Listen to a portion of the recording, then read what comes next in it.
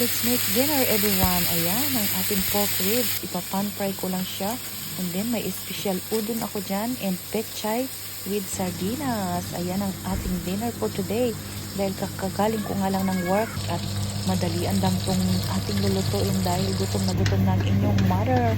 Ayan, nakasimangot na nga. Ayan guys, panoorin nyo na lang kung paano ko lutuin. Easy lang yan.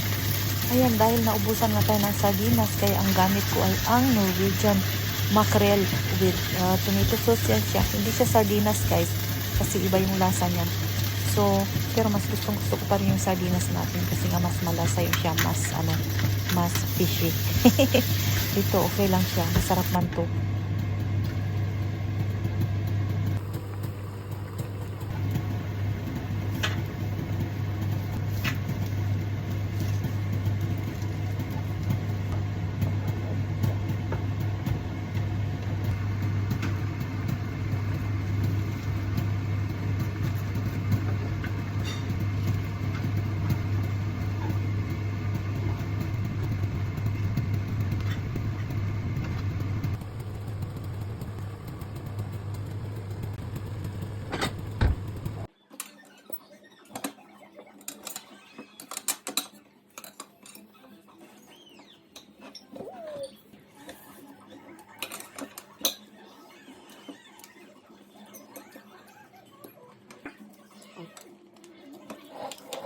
Lagi peraso, no?